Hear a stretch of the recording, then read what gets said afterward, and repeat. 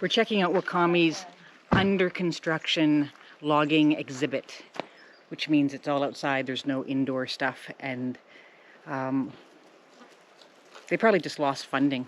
Discover for yourself, it says. The bygone days of logging around Wakami Lake from the mid-1920s to 1940s, long before it became a provincial park. They needed them for masts in the British Navy. Once again, the dog is dictating what we do and we don't do. So I'm going to wander around this exhibit. Chitter's going to stay with the dog. It's too hot to leave her in the vehicle alone. And she's past the point of recovering from her reactivity right now. We'll have to wait until later. So it says once they gave up on using horses and started using tractors, they came up with this contraption. That's their word. This contraption behind me. And basically all they would do is they would collect the logs at the beginning and pull them up with this and use it kind of like a cart. So they would drag the backs of it, but if the front log gets pulled along, it gets caught. So that is what they did there. This next one, I don't know. The building has collapsed on itself. We're not going to go close to the building. We're just going to see this is how they used to pull logs out. An individual log with horses, they would put a clamp on it and then pull it out. So that would be attached to the horse, and then that claw is attached to the log, and they would pull it out like that. So after they cut it down and they pulled it out, they would have to square it, meaning they would basically take the rounded parts off of the wood in order to transport it, and it fit in the hull of the wooden boats back then better. And that axe that I showed you is an axe that they would use to do that. There are many different kinds of axes depending on what you're doing, whether you're cutting down a tree, you're debarking it, you're squaring it, so on and so forth. There's a whole bunch of different kinds of axes, all different shapes and sizes. So obviously the reproduction of a scalar's cabin, but you can see that it's up on over here cement posts. So I don't know if they transported this or they just built it that way. And there's no information on the ends of the stakes for this. I'm not quite sure what a scalar is. Does anybody know what a scalar is and what that would entail? And why did they get their own cabin? Because that would have been a big deal back then. So you can see their intention was to make these exhibits really nicely and protect them because they have roofs on them. Roofs. This thingy. And a lot of times, unfortunately, especially with these northern parks, they lose funding because they don't have the same number of visitors. And so other parks, the larger parks, get more funding just because they have more people coming through and they require more money. That's very unfortunate because these parks are really quite amazing. And there's a lot of history up here. Not that I, I'm a big advocate of the lumber industry, but, history is history. Whether you agree with it or not, it still happened. So this is a V-plow. This is what they would have used to clear the roads in order to be able to go back and forth between different areas. Some of the ones that I've seen are more like a plow you'd see on a tractor. This one is literally great big beams in the shape of a V, and then there is metal on the bottom, and then it would be pulled by a team of horses. Now this is a water tank. I've seen these at several other logging museums, like Algonquin's logging museum. This would have been filled, they would have put water up inside using these like barrels, pulling them up and filling the top, and then they would basically kind of like a Zamboni. They would ice the roads because it was easier to haul along frozen roads than it was snow-packed. And they were talking about the skis on the bottom. There's two sets of them, and they're rounded on both sides. And the reason for that is because they wouldn't turn them around. They would drive them out one way, and then they would stop. Maybe they would fill it again the next morning. I believe in Algonquin they said that they would usually do this first thing, like bright and early in the morning, or sometimes in the middle of the night. So they'd take them out on the route, and then they would have to probably refill them, and then they would just take the horses from the one side and hook them up to the other side and then go the other way. They didn't do U-turns. This thing did not turn. It was just fixed. The skis were fixed. Now they've covered a few exhibits with tarps. Under this tarp is a snow roller. So I'm just reading this, and it's very casual the way that it's being written. It's just like the fellers and and you see and things like that. So I'm not quite sure what their intent was with the vernacular, but this is just basically, imagine if you're rolling your grass, except the intention is different. So they would, instead of icing it, they would roll it to compact it, and it would help make it freeze after that. And here's another mystery exhibit that they're trying to protect. Unfortunately, it doesn't look like they did a very good job of protecting it, because it is definitely falling apart. So under here is one of the other plows, the metal plows that I was talking about. Instead of the V-shaped plow, the horse would get attached over there, and here are the skis, more like a ski. And then you have plows digging through, and it would be directed around it, so that it would clear the roads for again, this is all about hauling logs out of a frozen forest. A lot of these areas would have been bogs, very difficult in the summertime to pull. It was much simpler to pull logs out in the wintertime. So we have another exhibit here that actually is protected, and there are two different things.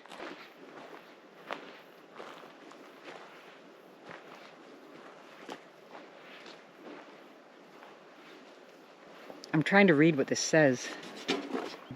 This was made in Cleveland, Ohio, in the US. Safety instructions is what it is. So obviously progressing past the horse-drawn, this would have been a mechanical tractor that would be able to go on snow or mud with these tracks and drag out the logs that way. You can see a great big huge hydraulic here.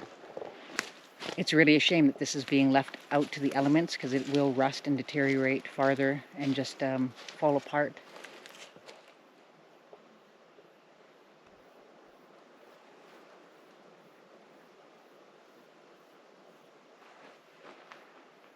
It's another missing exhibit. As we've gotten farther this way, I don't think we're going to see any more signs. Another metal piece of equipment left outside. Looks like it's possibly either a scraper or a plow. And I'm assuming it would have been pulled by some mechanical device, whether it was the one that we saw over there, or whether another kind of tractor. This obviously could be pivoted into different directions. We got some shafts, some very old tires.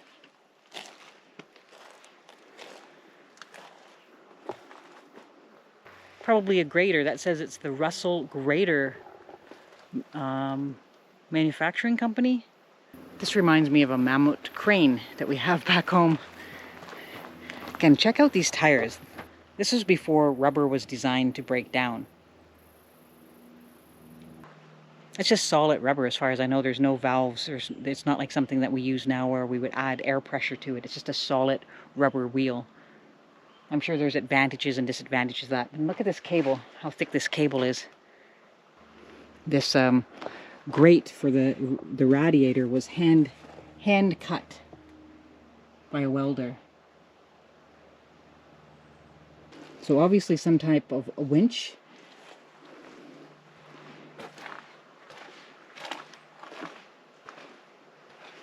There's a seat.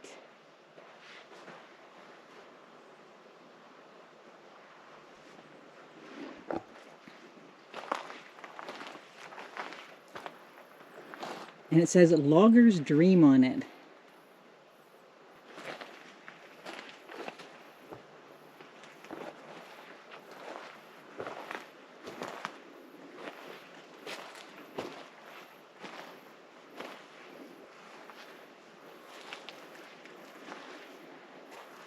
Okay, so you've got two seats in this actually. You've got this seat, which was the person who was driving it. You've got the steering wheel here, and the engine block is in the front. And then you have another person who is operating this winch type system in the back. So it'd be operated by two people, and that's a very powerful engine, probably diesel powered. I don't really know much about engines.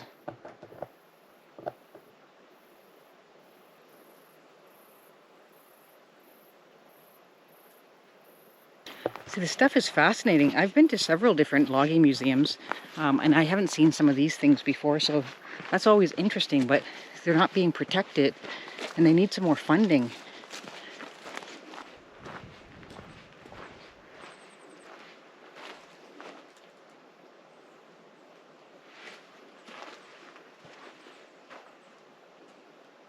Well, look at that.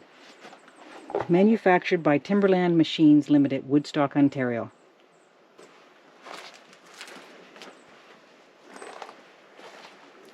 There are like a gazillion butterflies up here. I can't even tell you what that was. Got winches on it. Winches? Not winches. Winches on it. Looked very, very strong in its day. But were those two things related? I don't know. Okay, here's the pulley system that would have brought stuff up and down hills, I'm assuming, because it looks like the one in Algonquin Park. But see, this one's on a sled.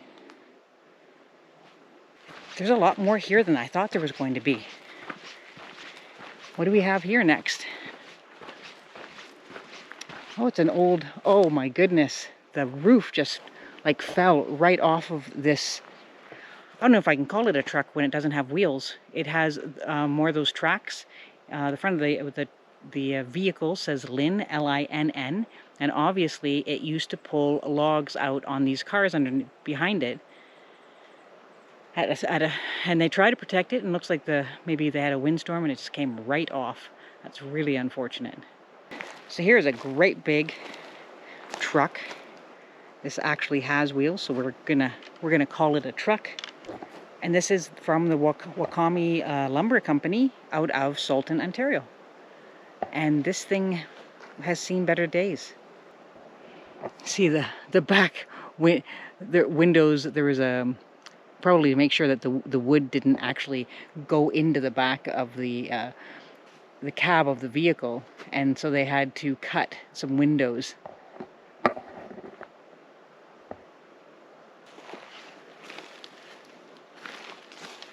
I can smell the mustiness from these buildings, which, yes, here's a window open. This is what happens. This smell, what happens when animals, when the weather and animals get inside of buildings, and basically the building ends up being condemned, which means everything in there is going to be ruined. Maybe a blacksmith for horses. And now we've got a great big saw so that people didn't have to do it by hand. But check out this. These are pretty cool, eh? So you just be able to move it along, and you have a great big blade. And we have a sign. Portable saws. These are all the rage right now for people who are trying to homestead. Looks like steam powered. Again, we're going back in time. This isn't really chronological.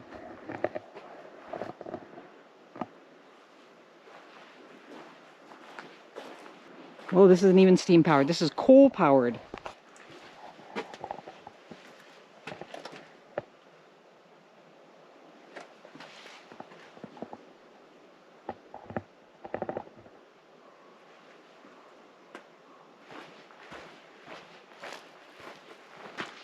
I feel like maybe the organization could have been a little different. This is way longer than I thought it was going to be. What's next? Wow, this could be absolutely amazing. Give Wakami some funding for their thing. Here's a train made by Plymouth. It's so cute. They're kind of telling you this is kind of the end of the exhibit. A former parks supervisor came up with the idea. This everything that's been in here has been collected from local lumber mills, abandoned bush camps, and generous individuals. It has been ongoing since 1969 when this area became Wakami Lake Provincial Park. And they want to know if you worked here, contact them. And we're just about done. Just about done. There's the car. You can see, as per usual, people have decided that they should put their name on something. Always nice, she says sarcastically.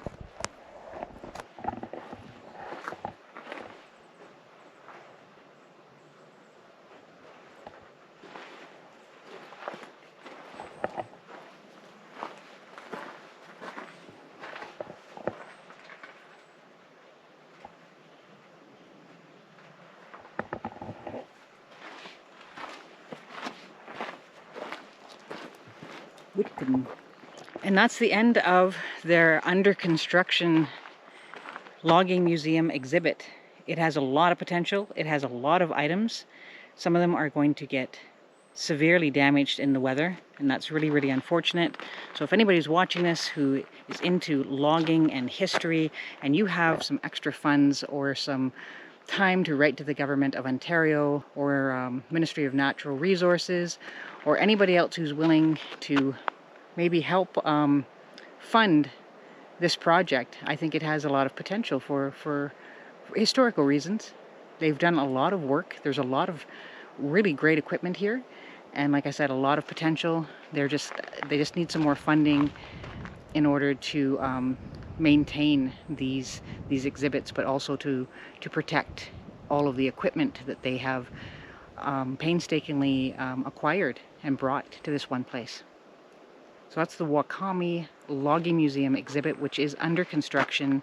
Come and check it out.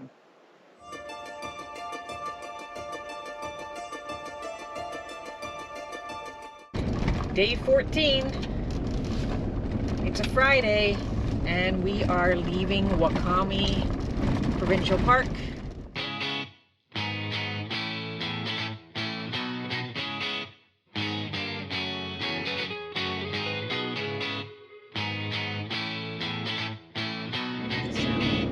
In the big town of Wawa.